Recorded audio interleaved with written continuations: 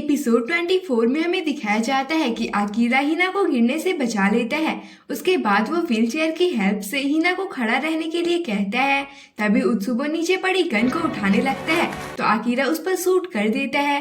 वहीं हिना काफी डरी हुई होती है तो आकिरा उसे मोटिवेट करता है। तभी उत्सुबो सुजुकी को इशारों से कहता है कि आकिरा को शूट करो और उसकी बहन को शील्ड के रूप में यूज करो।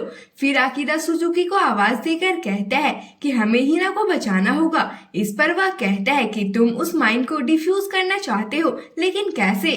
तो आकिरा कहता है पता नहीं, मुझे कभी भी इस तरह की ट्रेनिंग नहीं मिली है। देन योको कहती है कि हम कोई रास्ता ढूंढ लेंगे, तब तक अपने दिमाग को शांत रखो। फिर सुजुकी उसे इग्नोर करते हुए आकिरा से उसकी गन के बारे में बात करने लगता है, एक मैनुअल इंजेक्टर, और मैंने सुना है कि तुम उसके बुलेट्स खुद ही बनाते हो जो कि काफी वीक होता है। तो आकिरा कहता है कि तुम्हारा मतलब है कि तुम और उत्सुबो सेम टाइम पर शूट करके मुझे मार दोगे और तुम योको को शील्ड की तरह यूज करने वाले हो। तो वह उसकी बातों से एग्री करता है। देन उत्सुबो खुद से कहता है कि तुम गलत हो सुजुकी, मैं हिना को शूट करूंगा क्योंकि अगर वो गिरती है तो आकिरा भी उस धमाके की चपेट में आ जाएगा। तभी आकिरा सुजुकी से कहता है कि उत्सुबो हिना को शूट करने वाला है। तो सुजुकी उससे कहता है कि अगर तुम हिना को शूट करते हो तो मैं तुम्हें मार दूंगा। तो उत्सुबो एक ग्रेनेड निकालते हुए कहता है कि मैं तुम सबको उड़ा दूंगा। यह देखकर आकिरा उसे रोकने के लिए जल्दी से शूट करता है, लेकिन ग्रेनेड उसके हाथ से उछलकर आकिरा से थोड़ी दूर पर गिरती है। तो आकिरा हिना को कवर कर लेता है और फिर बॉम्ब फट जाती है।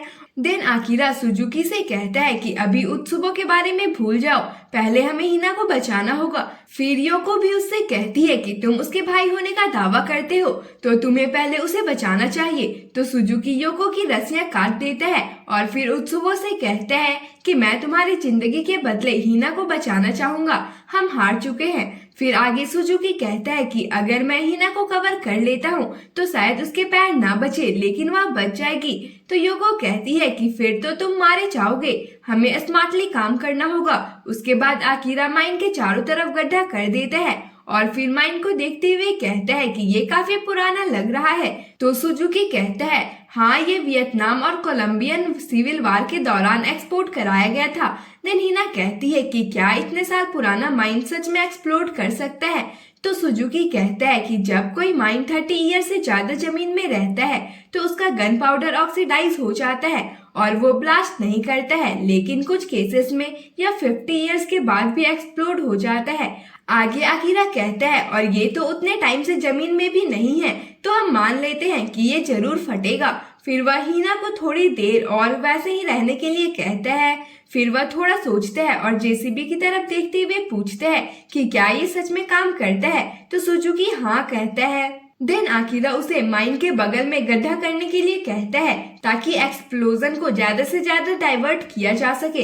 तब तक योको उत्सुबो को बुलेट प्रूफ वेस्ट उतारने के लिए कहती है। फिर सुजुकी जेसीबी के बकेट को हिना के पैर के सामने प्लेस कर देता है और फिर आकिरा बुलेट प्रूफ वेस्ट को हिना के पैर में लपेट देता है। फिर वह हिना से कहता है कि हम एक्सप्लोजन को जेसीबी की बकेट से कैच करेंगे, मेरे सिग्नल देते ही सुजुकी बकेट को नीचे करेगा और सेम टाइम पर मैं तुम्हारे पैर को पीछे खींच लूंगा। तो हिना कहती है आकिरा, तुमने मुझे 4 साल पहले भी बचाया था और इसमें तुम्हारी कोई गलती नहीं है। अगर मेरे पैर उस एक्सीडेंट में पैरालाइज हो गए हैं और अगर मैं अभी अपने पैरों को खो देती हूँ तो इसमें भी तुम्हारी कोई गलती नहीं होगी। तो आकिरा कहता है चिंता मत करो, मैंने कहा है ना कि तुम अगले 6 महीने में अपने पैरों पर चलने लगोगी। ये सुनकर हिना इमोशनल हो जाती है। फिर वो सभी तैयार हो जाते हैं। देन आकिरा 3 तक काउंट करता है और फिर हिना के पैरों को पीछे खींच लेता है जिससे वहां ब्लास्ट हो जाती है। फिर सुजुकी जेसीबी से उतरकर देखता है कि हिना और आकिरा लेटे हुए हैं और उन्हें कोई चोट नहीं आई है। फिर सुजुकी हिना के पैरों को अच्छे से ऑब्जर्व करता है जो कि बिल्कुल ठीक होता है। फिर वह कहता है कि अगर आकिरा की स्पीड ना होती तो तुम्हारा पैर तो गया था। यह सुनकर हिना काफी खुश होती है और आकिरा को थैंक यू बोलती है। फिर उनका ध्यान आकिरा के पेल फेस पर जाता है तो सुजुकी उसे टर्न होने के लिए कहता है और जब वह उसके बैक पर टच करता है तो उसके हाथों में ब्लड लग जाता है। फिर वह उसके शर्ट के नीचे देखता है कि आकिरा का बैक पूरी तरह से इंजर्ड हो रखा है। तो हिना डर जाती है। देन सुजुकी बताता है कि ये उत्सुबो के फेंके गए ग्रेनेड के कारण हुआ था। फिर आकिरा कहता है कि मैं बिल्कुल ठीक हूँ, इसकी चिंता मत करो। आगे उत्सुबो कहता है कि फैबल मैं हार गया, अब तुम्हें कैसा फील हो रहा है? तो फैबल यानी आकिरा कहता है कि मैं इसे ऐसे नहीं देखता हूँ, मुझे अच्छा लगता अगर मैंने अपना काम प्रो की तरह पहले ही कर लेता। फिर उत्सुबो कहता है कि मुझे नहीं लगा था कि हिना कभी खड़ा हो पाएगी और उनकी तरफ फिर से एक ग्रेनेड फेंक देता है और उसके ऐसा करते ही सुजुकी सीधे उसके सिर में शूट कर देता है, जिससे वह ऑन द स्पॉट मारा जाता है। वहीं जब ग्रेनेड नहीं फटता तो आकिरा कहता है कि उसने ये जानबूझकर किया था ताकि तुम उसे शूट कर दो। फिर सुजुकी बॉम्ब को हाथ में लेकर कहता है कि ये हमेशा हर चीज के लिए तैयार रहता है, क्यों ना फिर ये उसकी खुद की मौत हो। फिर योको हिना को व्हील चेयर पर बैठने में हेल्प करती है और अब सुबह होने में कुछ ही समय बाकी था तो वो जल्दी से उत्सुबो के डेड बॉडी को निपटाने की सोचते हैं। फिर आकिरा पूछते हैं कि क्या तुम्हारे पास कोई कहानी है, तुमने अपने प्लेस को भी उड़ा दिया है? तो सुजुकी कहता है कि पुलिस पहले से ही मुझे और उत्सुबो को ढूंढ रही होगी,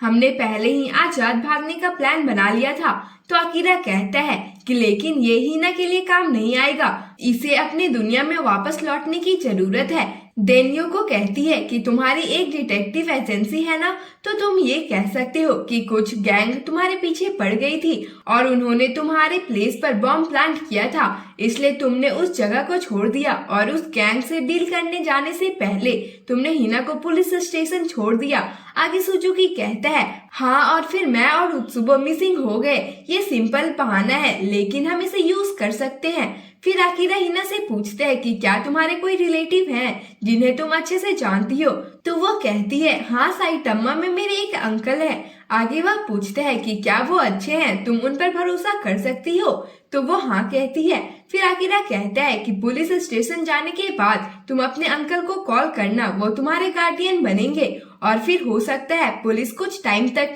इन्वेस्टिगेशन के लिए तुम्हें कॉल करते रहेंगे। आगे सुजुकी कहता है कि तुम उन्हें सब कुछ सही सही बता देना, बस आज को छोड़कर। फिर वो उत्सुबो के बॉडी को दफनाने के लिए जाता है तो वह सबसे पहले उसकी आंखें बंद करता है और फिर कहता है कि मुझे तुम पर कभी भी भरोसा नहीं था, लेकिन मैंने तुमसे कभी नफरत नहीं किया। फिर वह उसके लिए प्रे करता है। वहीं आकिरा कुरो को कार लेकर बुलाता है, तब तक सुजुकी उत्सुबो को दफना देता है। तब तक कुरो भी वहां पहुंच जाता है तो सुजुकी पूछता है कि क्या यही वो कार है जो हॉर्न बजा रही थी? तो आकिरा कहता है हाँ, ये कुरो है मांगुरो ग्रुप से। फिर जब वो कार से उतरता है तो आकिरा को इंजर्ड देखकर थोड़ा घबरा जाता है। तभी फिर उसे इसाकी की कॉल आती है। वह कहता है कि तुम अचानक से चले गए, मुझे कार के लिए और कितनी देर वेट करनी होगी? तो कुरो कहता है कि जब तक मैं आ नहीं जाता तब तक तुम वेट करो और कॉल कट कर देता है। तभी सुजुकी पूछता है कि क्या तुम इसाकी को जानते हो? तो वो हाँ कहता है और उसे देखते ही कुरो को याद आ जाता है कि ये तो वही बंदा है